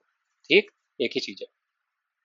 देखते हैं, मैंने टेराफॉर्म इनिट बटन पे ऐसे चलाया। अब आप देखो यहाँ एक एक लाइन पढ़ो, समझने की कोशिश करो। तो इसने क्या किया, इनिशियलाइज द बैकएंड। 2 काम करता है इनिट, पहले बैकएंड भी इनिशियलाइज करता है, बैकएंड के बारे में डिटेल में आगे पढ़ेंगे। और ये क्या कर रहा है, प्रोवाइडर प्लगइन इनिशियलाइज कर रहा है। इनिशियलाइज करने के लिए पहले इसने फाइंड करने के लिए कोशिश किया हैशिकार्प AWS में मैचिंग वर्जन 570, उसको मैचिंग वर्जन 570 मिल गया तो वो इंस्टॉल कर रहा है। इंस्टॉल का मतलब वो डाउनलोड करके ले आया, और डाउनलोड करके इसने एक लॉग फाइल भी लिख दी, terraform.log.html। तो जो प्रोवाइडर वो डाउनलोड करके ले आया है वो इंटरनेट से लेके आया है, राइट। और उस प्रोवाइडर का एक हैश चेकसम भी होता है। तो ये क्या करता है, यहाँ पे आप देखो ये दोनों चीजें पहले नहीं थी। तो पहले ये समझना है कि वो टेराफॉर्म को यहाँ से इस वर्जन को डाउनलोड करके ले आया, और फिर उसने बोला सक्सेसफुली इनिशियलाइज्ड, राइट। तो ये करता क्या है, जो लेके आया है डाउनलोड वो बाइनरी ही है, लेकिन वो कहाँ रखा है उसने, डॉट टेराफॉर्म के अंदर। इसको जरा एक्सपेंड करो, ये देखो डॉट टेराफॉर्म में प्रोवाइडर्स है, प्रोवाइडर्स में registry dot Terraform dot I है, उसके अंदर एक फोल्डर है हैशिकार्प, उसके अंदर एक फोल्डर है AWS, उसके अंदर एक फोल्डर है 5.70.0, उसके अंदर एक फोल्डर है विंडोज AMD64, उसके अंदर ये बाइनरी फाइल है। This is a binary file EXE। आप देखो पाथ आपके सामने आ रहा है, ये बाइनरी फाइल है, EXE फाइल है जिसको डाउनलोड करके टेराफॉर्म इनिट लेके आया है। ये वो फाइल है जिसके अंदर API की पूरी इंफॉर्मेशन रखी है। अब जब टेराफॉर्म में और आगे आप कुछ लिखोगे तो लिखने के बाद जो टेराफॉर्म है वो कनेक्ट करेगा AWS से, और AWS से कनेक्ट करके वो इसी की इस्तेमाल से API पे रिसोर्सेज कॉल करके रिसोर्सेज क्रिएट कर पाएगा। तो ये हो गया हमारा प्रोवाइडर। अब देखो ये जो प्रोवाइडर जब आया तो कहीं ऐसा ना हो कि कोई बीच में DNS स्पूफिंग वगैरह कर ले जब आप दोबारा चलाओ तो इसलिए जब कोई भी यहाँ से डाउनलोड होता है कोई भी प्रोवाइडर तो उसकी जो हैश चेकसम है वो एक लॉग फाइल में आ जाती है। You see here hashes, right. Provider ये है, पूरा वर्जन ये है, कंस्ट्रेंट है और हैशेस। ये मेक श्योर करने के लिए होता है ताकि टेराफॉर्म इनिट जब आप दोबारा कभी चलाओगे, राइट, तो आपका सेम प्रोवाइडर ही यूज होना चाहिए और सेम हैश चेकसम। इनफैक्ट अगर ये डिलीट भी हो जाता है डॉट टेराफॉर्म फोल्डर तो जब आप दोबारा डाउनलोड करोगे यानी टेराफॉर्म इनिट दोबारा अगर आप चलाओगे तो टेराफॉर्म सबसे पहले ये चेक करता है मेरे पास कोई dot Terraform dot lock HCL file है क्या। फिर उस फाइल के अंदर वो देखता है हैश, फिर उसके बाद वो डाउनलोड करता है, डाउनलोड करके उसका दोनों का हैश मैच करता है, कहता है अरे यार ये तो कहीं और से डाउनलोड हो गई, तो फिर ये उसको यूज नहीं करेगा और आपका टेराफॉर्म नहीं चलने देगा। This is very good feature to to get the correct provider, lock the provider version. ठीक है, ये आपका वर्जन लॉक कर दिया इसने और हैश डाल दिया। तो इन दोनों के बारे में मैंने आपको बताया कि what is dot Terraform folder and what is dot Terraform dot lock dot HCL। और ये आपने अभी देखा कि आपका, ये देखो इस फाइल को भी बंद कर दो, यहाँ से ये फाइल है, तो यहाँ पे आपका टेराफॉर्म इनिट कमांड बड़े आराम से चल जाता है। टेराफॉर्म इनिट चलाने के लिए आपको AWS के साथ कनेक्ट करने की कोई ज़रूरत नहीं होती, क्योंकि टेराफॉर्म इनिट फेज में AWS का प्रोवाइडर पब्लिक रजिस्ट्री से, हैशिकार्प के पब्लिक रजिस्ट्री से, टेराफॉर्म के पब्लिक रजिस्ट्री से डाउनलोड होता है, इसलिए वहाँ पे पब्लिक में ऑथेंटिकेशन की जरूरत नहीं होती। लेकिन अब अगर आप कोई भी कोड इसके आगे लिखेंगे AWS से रिलेटेड या GCP से रिलेटेड तो आपको उनके अगेंस्ट में ऑथेंटिकेशन की इंफॉर्मेशन भी रखनी पड़ेगी। ऑथेंटिकेशन की इंफॉर्मेशन आप कैसे रखेंगे वो हम लोग नेक्स्ट सेशन में देखेंगे, बट उसके पहले हम इसको ख़त्म करें। आइए देखते हैं क्या टेराफॉर्म मल्टीपल प्रोवाइडर्स भी सपोर्ट करता है, क्योंकि हम लोग बोलते हैं कि टेराफॉर्म प्रोवाइडर एग्नोस्टिक है, टेराफॉर्म क्लाउड एग्नोस्टिक है। आप टेराफॉर्म में कोई भी क्लाउड या मल्टीपल क्लाउड एक साथ भी यूज़ कर सकते हो, क्या ये सच है? तो उसके लिए मैं कोशिश करता हूँ कि यहाँ पे टेराफॉर्म में मैं टेराफॉर्म को ये बोल सकूँ उसकी लैंग्वेज में कि हे भैया टेराफॉर्म, मुझे रिक्वायर्ड प्रोवाइडर चाहिए AWS और साथ ही साथ GCP भी और अजूर भी। तो उसके लिए मुझे लिखना पड़ेगा, राइट, और लिखने के लिए क्या करना है, डॉक्यूमेंटेशन फॉलो। चलिए देखते हैं। सो मैं यहाँ पे वापस रजिस्ट्री पे जाता हूँ, पब्लिक रजिस्ट्री है, ब्राउज प्रोवाइडर पे जाता हूँ और अजूर पे क्लिक करता हूँ। यहाँ पे यूज प्रोवाइडर सेक्शन में आप देखेंगे तो सेम टाइप का ब्लॉक लिखा हुआ है प्रोवाइडर का। मुझे ये सेम टाइप का ब्लॉक नहीं चाहिए, मुझे बस ये सेक्शन चाहिए। ठीक, ये कॉपी करा, कॉपी, और ये गया मैं कोड पे, यहाँ पे इंटर करके लिख दिया। अब मैंने क्या बोल दिया भैया कि हे भैया टेराफॉर्म, मुझे रिक्वायर्ड ट्रांसलेटर्स चाहिए, प्लगइन्स चाहिए, प्रोवाइडर्स चाहिए। एक तो AWS का जिसको तुम यहाँ से डाउनलोड करके ले आओ ये वाला वर्जन, एक अजूर RM चाहिए उसको यहाँ से डाउनलोड करके ले आओ ये वाला वर्जन, और मुझे GCP भी चाहिए। तो GCP के लिए भी सेम वही होगा, उतना ही ब्लॉक आपको केवल कॉपी करना है। तो आप हैशिकार्प पे चाहिए, GCP क्लाउड पे चाहिए, यूज प्रोवाइडर पे क्लिक कीजिए और सिर्फ इतना कॉपी कर लो यहाँ तक। जेसन और ब्रैकेट का बहुत ज़्यादा ध्यान देना होता है, डोंट फॉरगेट। डाल दिया। अब आपने यानी बोला कि भैया मुझे ये तीनों ही चाहिए, हाँ, और अब प्रोवाइडर सेक्शन में फिलहाल मैं कुछ लिख नहीं रहा हूँ। अब आप इन तीनों को मेंशन कर चुके हो, यानी टेराफॉर्म को बोल चुके हो कि मुझे तीनों प्रोवाइडर चाहिए, ये वर्जन चाहिए इनके और यहाँ से चाहिए। अब जब आपको ये बोल दिया तो अब आप टेराफॉर्म को इनिट चलाओगे। तो टेराफॉर्म इनिट फिर से मैं चलाता हूँ। अब बहुत ध्यान से मैं इसको स्क्रीन बड़ा करता हूँ, बहुत ध्यान से। अब आप, अरे यार बहुत ज़्यादा ही बड़ा हो गया, बहुत ध्यान से देखना शुरू करो आप इसको, ठीक है। तो देखना शुरू करिए। टेराफॉर्म इनिट जो है ये क्या क्या करता है। पहले इनिशियलाइज करता है बैकएंड, पहले भी किया था। फिर ये प्रोवाइडर प्लगइन देखेगा। देखो गूगल का प्रोवाइडर फाइंड आउट करने की कोशिश कर रहा है और हैशेकार्प एडब्ल्यूएस को रीयूज कर रहा है प्रीवियस वर्जन को। क्यों? क्योंकि डिपेंडेंसी लॉग फाइल में उसको मिल गया और उसने डॉट टेराफॉर्म में देखा तो वहां से भी उसको मिल गया।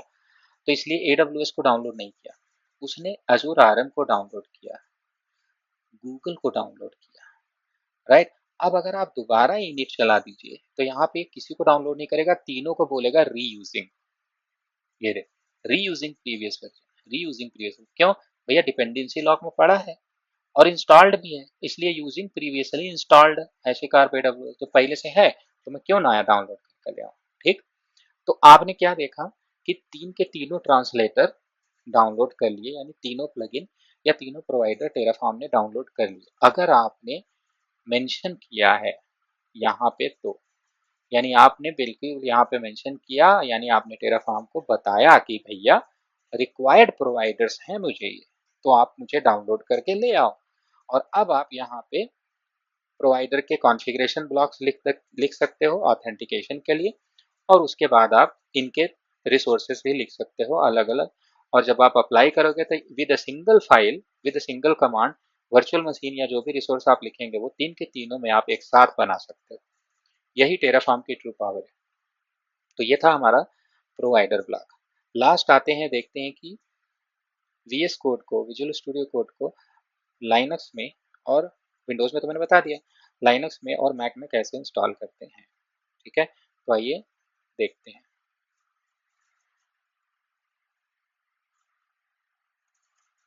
सो मैं यहाँ पे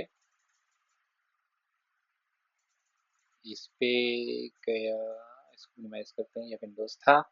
आपको समझ में आ गया होगा ये रिलेशन, राइट, और क्यों एपीआई इतना इम्पोर्टेंट है और क्यों प्रोवाइडर्स हमें ज़रूरत पड़ती है। सो अब बात करते हैं कि हम वीएस कोड को इंस्टॉल कैसे करेंगे बाकी जगह पे। सो वीएस कोड, आई थिंक मैंने तरीका तो बता ही दिया है।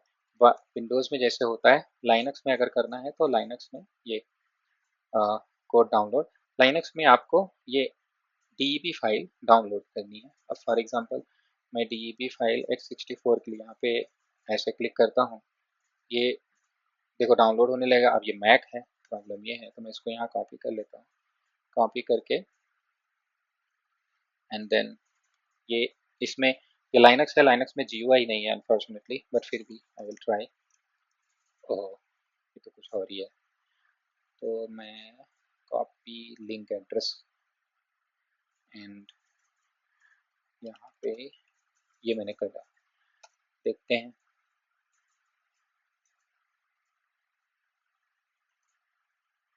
ये तो भैया यहीं पे डाउनलोड करना पड़ेगा यार। ओके, आई थिंक मुझे जीयूआई में करना पड़ेगा, बट यू सी मैं यहाँ से डाउनलोड अगर किया, ये इस पर क्लिक कर लेता हूँ और ये डाउनलोड पे मान लगा देता हूँ। तो कॉपी करके यहाँ पे टाटा यहाँ तक आ गया एंड ये जो मैंने डाउनलोड किया है ये राइट क्लिक करके कॉपी लिंक एड्रेस पे जाते हैं एंड फिर देखते हैं wget, here it is .deb file. तो ये .deb फाइल चलो मान लो डाउनलोड कर रहे हैं हम लोग, डाउनलोड हो जाएगा। तो इसके बाद मैं आपको बताता हूँ। अब देखो डाउन deb फाइल है, यहाँ deb फाइल को अगर इंस्टॉल करना है तो आप sudo dpkg -i करके ये कोड करके इंटर कर सकते हो। तो आपका जो कोड, अभी इसमें GUI है नहीं तो बहुत सारी डिपेंडेंसीज इसमें आ सकती हैं, इसलिए ये देखो फेल भी कर गया, बट ये कमांड अगर आप देंगे तो इंस्टॉल हो जाएगा। ठीक है, अगर ये रेड हैट लाइनक्स या फेडोरा है तो आप कमांड देंगे rpm-ivh और उसके बाद 5 rpm 5, और या तो बेस्ट होगा कि आप दीजिए sudo yum इंस्टॉल या dnf इंस्टॉल और उसके बाद जो आपकी rpm फाइल है, तो इससे भी इंस्टॉलेशन हो जाएगा। और इंस्टॉल हो जाएगा तो उसके बाद आपका GUI कुछ ऐसा ही दिखेगा जैसा ये दिख रहा है। फॉर एग्जांपल यहाँ पे अगर आप देखो तो मैंने भी ये मैक में इंस्टॉल किया है। मैक में इंस्टॉलेशन का जो तरीका है वो बहुत आसान है। मैक में अगर आपको इंस्टॉल करना है तो आप सेम उसी पे जाएंगे, डॉक्यूमेंटेशन, और ये एप्पल सिलिकॉन चिप के लिए लेट से आपने डाउनलोड किया। अब ये डाउनलोड हुआ, ये मैंने डाउनलोड कर दिया मैक में, मेरे पास ऑलरेडी इंस्टॉल्ड है, but let's try to do a reinstallation here. So ये जिप फाइल आई। अब आप इसको ओपन कीजिए, ये VS कोड की ARM जिप फाइल है, डबल क्लिक कीजिए तो ये विजुअल स्टूडियो कोड आ गया। अब होता क्या है, ये Visual Studio Code binary file ही होती है इसमें एप्पल में, तो आपको, आप यहाँ पे देख रहे हो आपको मेरे साइड एप्लीकेशन मिल रहा है, राइट। तो आपको ये जो फाइल जिप में आई है इसको सिंपल ऐसे करना है, ड्रैग, एंड आपको एप्लीकेशन में कर देना है ड्रॉप यहाँ पे, ठीक है। तो ये आपका, ये मैंने कर दिया, और मेरे पास यहाँ पे देखो ये आ रहा है कि ऑलरेडी है इस नाम से। अगर आपको रिप्लेस करना है तो चाहो तो रिप्लेस कर दो, राइट, या कीप करना है बोर्ड या स्टॉप, तो मैं अभी स्टॉप कर देता हूँ। तो मेरे पास ऐसे इंस्टॉल हो जाता है, और ये इंस्टॉल हो जाने के बाद फिर अब आपके मैक में आ जाएगा। सो अगर आप यहाँ पे ऐसे क्लिक करेंगे तो आपको यहाँ पे विजुअल स्टूडियो कोड दिख जाएगा ये, और आप इसके ऊपर क्लिक करेंगे तो आपका विजुअल स्टूडियो कोड कुछ ऐसा दिखेगा। फिर आप इसमें भी सेम तरीके से यहाँ पे टेराफॉर्म इंस्टॉल कर सकते हैं। टेराफॉर्म, टेराफॉर्म पे क्लिक किया, जो जो इंस्टॉल्ड है ये वाला, ये मेरे पास ऑलरेडी इंस्टॉल्ड है, तो इंस्टॉल कर सकते हैं, ठीक है। इतना ही आपको केवल करना है टेराफॉर्म के लिए। एंड सेम यहाँ पे, और फिर उसके बाद टर्मिनल पे जाके आप न्यू टर्मिनल पे क्लिक करके ये टर्मिनल आपका ओपन हो जाएगा सेम तरीके से, ओके। तो यहाँ तक था कि हम लोग कैसे टेराफॉर्म इंस्टॉल करते हैं, कैसे अपना डेवलपमेंट एनवायरनमेंट बनाते हैं। एक लास्ट सेक्शन और है, अगर आप गिटहब वर्क स्पेसेस को यूज करें तो कैसे करेंगे, ठीक। आइए उसको समझते हैं लास्ट। तो आपको करना क्या है कि github.com आप ओपन कीजिए। फॉर एग्जांपल मैंने ये ओपन किया। github.com ओपन करने के बाद आपको, अगर आपके पास लोकली इंस्टॉल नहीं कर सकते हो तो भी ये ऑप्शन बेस्ट है। उसके बाद आप यहाँ पे एक रेपोजिटरी बनाइए। So for example new repository यहाँ पे क्लिक किया मैंने, और मान लो ऐसा किया, एंड उसके बाद यहाँ पे मैं बनाता हूँ यूट्यूब टेराफॉर्म, ठीक है, नाम दे दिया। पब्लिक बना लीजिए या प्राइवेट, डजेंट मैटर। उसके बाद ये एक ऐड रीडमी फाइल कर दो या आपकी मर्जी, क्रिएट कर दिया रेपोजिटरी। अब देखो रेपोजिटरी क्रिएशन से होगा क्या कि मुझे एक रेपोजिटरी मिल गई जिसमें मैं अपना कोड डाल सकता हूँ, अपनी फाइल लिख सकता हूँ। लेकिन गिटहब इतना ही नहीं है। github.com में आप अपने लिए पूरा का पूरा लाइनक्स मशीन क्रिएट कर सकते हो, सेटअप कर सकते हो। कैसे, आओ दिखाता हूँ। ये कोड सेक्शन देख रहे हो, आप इस पे जाओ, फिर यहाँ आप कोड स्पेसेस देख रहे हो, इस पे जाओ, और यहाँ पे create code spaces on main पे क्लिक मार दो। जब आप इस पे क्लिक करोगे तो आप देखोगे कि आपके लिए एक VS code, visual Studio code अपने आप खुल गया। See here. और सिर्फ खुला नहीं, बल्कि उसमें आपके पास ये देखो टर्मिनल भी है। और अभी मैं आपको दिखाऊंगा कि यहाँ पे आप कोड भी कर सकते हो, यहाँ पे आप मॉड्यूल्स वगैरह भी इंस्टॉल कर सकते हो, परसिस्टेंट रहता है। और यहाँ पे आप देखो तो आपका ये जो वर्क स्पेस है ये भी आ गया। एंड nproc कमांड चला के आप देख सकते हो कि आपको 2 CPU भी मिला है। free-h कमांड चला के आप देख सकते हो कि आपको 8 GB रैम भी मिली है। यानी ये एक प्रॉपर लाइनक्स मशीन है। नॉट ओनली दिस, बट जैसे इसमें आप देखोगे तो आपको टेराफॉर्म कमांड नहीं मिलेगा। आप इसमें टेराफॉर्म इंस्टॉल कर सकते हो। ये आपकी लाइनक्स मशीन हो गई, ये आपकी फाइल्स हो गई, राइट। एंड ये यहाँ पे आप एक्सटेंशंस पे जाके टेराफॉर्म के एक्सटेंशंस इंस्टॉल कर सकते हो। तो फॉर एग्जांपल ये आपने किया टेराफॉर्म सर्च, एंड यहाँ पे ये आपने किया टेराफॉर्म एक्सटेंशन को इंस्टॉल। और अब इस पे लाइनक्स है तो इस पे टेराफॉर्म भी इंस्टॉल करके आपको दिखाता हूँ मैं। राइट, यहाँ पे गए, ये देखो टेराफॉर्म इंस्टॉल हो गया, ये रीडमी फाइल है। राइट, एंड यहाँ पे टेराफॉर्म कमांड नहीं है, तो ये कौन सा वर्जन है बाय द वे, तो अगर आप यहाँ पे etc lsp रिलीज करके देखें तो आपको उबुंटू 20.04 मशीन मिली है। एंड अब आप टेराफॉर्म इंस्टॉल कैसे करेंगे, तो आप यहाँ पे इंस्टॉल टेराफॉर्म में देखिए लाइनक्स उबुंटू में कैसे इंस्टॉल करते हैं, ऐसे करते हैं। तो आप यहाँ पे इसी को कॉपी कर लो और ये यहाँ पे ऐसे पेस्ट कर दो, अलाउ करना पड़ेगा, पेस्ट एज वन लाइनर, ये इंटर कर दीजिए। इसी okay, apt as it is invalid file name extension, कुछ समथिंग इसने बोल दिया कि ओके, तो sudo apt अपडेट चला देते हैं।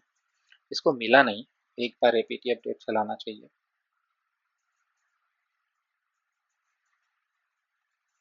ठीक है, वेरी गुड, अब वापस चलाते हैं।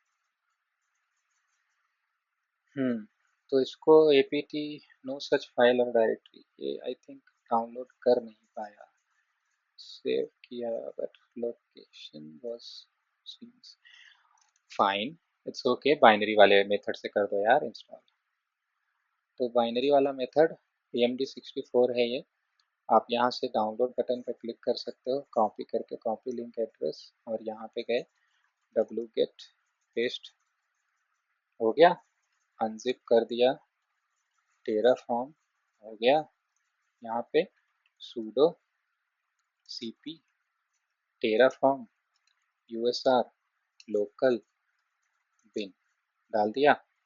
अब रन करो, Terraform hyphen hyphen version, Terraform 1.9.7 install हो गया। ठीक, अब आप जो आपने अभी कमांड यहाँ पे लिखा था टेराफॉर्म main.tf, राइट, वही आप यहाँ पे भी लिख सकते हो। कैसे, आप रजिस्ट्री पे ऑलरेडी हो, ब्राउज प्रोवाइडर पे जाइए, AWS पे जाइए, ये सेक्शन है पूरा कॉपी कर लीजिए, एंड अब यहाँ पे आप आ गए, ये देखो इसमें करंट डायरेक्टरी में ये सब चीज़ें भी दिखा रहा है, बट हमें जाना नहीं है, तो मैं इसको हटा देता हूँ, rm-rf सारा कुछ हटा देता हूँ, चला गया। अब यहाँ पे आप अपना main.tf फाइल, ये देखो ऐसे लिख सकते हो, यहाँ पे आके देखोगे तो आपको दिखेगा। फिर यहाँ पे आप अपना कोड लिख दीजिए, राइट, ये डाल दिया आपने अपना कोड। कोड डालने के बाद अब आप यहाँ पे टेराफॉर्म इनिट चला दीजिए, तो आपका टेराफॉर्म इनिट चला सेम उसी तरीके से। अब आपको देखो इस प्रोसेस में क्या करना हुआ, ना तो आपको VS code visual Studio code install करना है, ना तो आपको टेराफॉर्म लोकल मशीन में इंस्टॉल करना है, आपको ब्राउज़र में आपके लिए एक मशीन मिल गई, आपको ब्राउज़र में आपको IDE मिल गया, इंटीग्रेटेड डेवलपमेंट एनवायरनमेंट भी मिल गया। नॉट ओनली दिस, बट आपको अपना जब काम सेव करना है तो आपको बस यहाँ जाना है, राइट, और उसके बाद यहाँ पे कुछ लिख के कमिट कर देना है। अब ये टेराफॉर्म है, सब कुछ नहीं जाना चाहिए, तो यहाँ पे आपको एक गिट इग्नोर फाइल ऐड करनी चाहिए थी। तो गिट के बारे में, गिट इग्नोर के बारे में हम लोग बाद में बात करेंगे, तो अभी फिलहाल इसको यहीं पे छोड़ देते हैं। ठीक है, तो ये वो तरीका है जिससे कि आप बिना कुछ इंस्टॉल किए सिर्फ ब्राउज़र में VS code, Linux machine, environment सब कुछ सेटअप कर सकते हैं। आप ही के लिए इतना ही है। वीडियो अच्छी लगे तो चैनल को लाइक सब्सक्राइब जरूर कर देना।